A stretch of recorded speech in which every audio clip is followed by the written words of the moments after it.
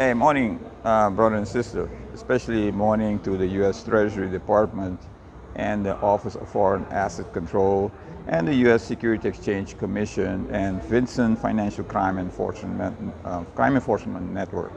Um, this video is on behalf of the people of Curacao and myself. My name is Ronald Weatherford.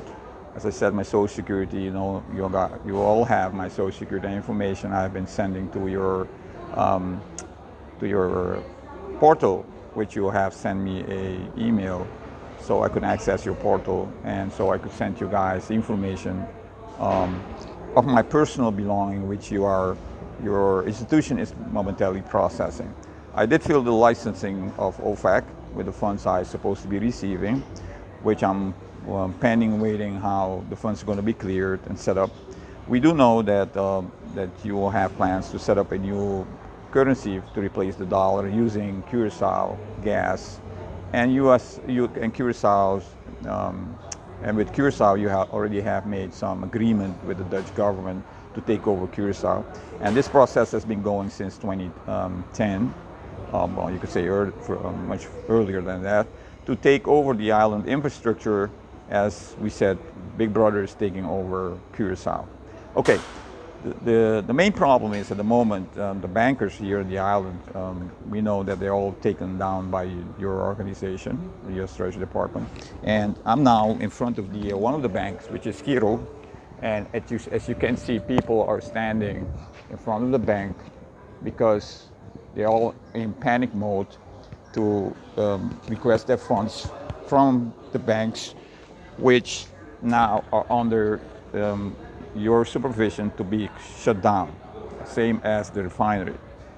So the people, citizens of Curacao, are requesting if, also before I'm continuing, most of my videos which I've created, which has OFAC as U.S. Treasury Department in the description, they're being blocked by Facebook and YouTube, which means that, which is against the law, because you're trying to help the people of the island to understand what's really going on and what the U.S. Treasury Department and all the other departments are doing.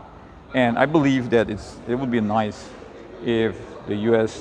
Department of Treasury would be transparent and start communicating with the people of the island, and especially preparing for them a account for them to have some prosperity funds, some funds, please, because we know that soon everybody's going to change over to the gold-backed system, and the U.S. doesn't have anything, and they have plans to take the gas, the 30% world reserve of gas underneath Curacao as one of their main asset control for them to jumpstart their economic using that as their currency.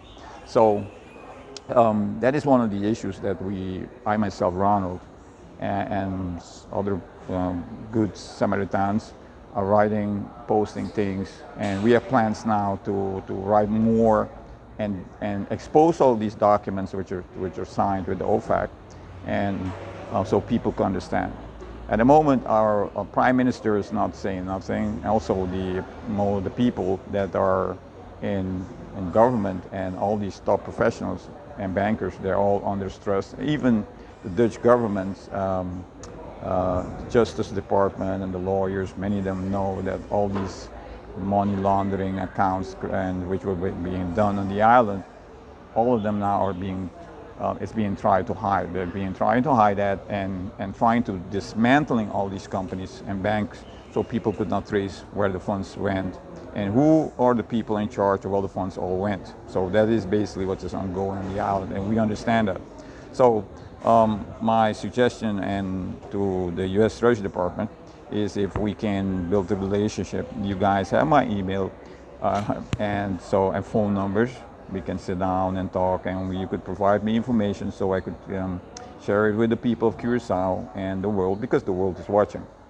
And I know also that the U.S., the Russians, Chinese, the Germans, Canadians, a lot of people of the intelligence are watching the situation here in Curacao and monitoring what's going to happen.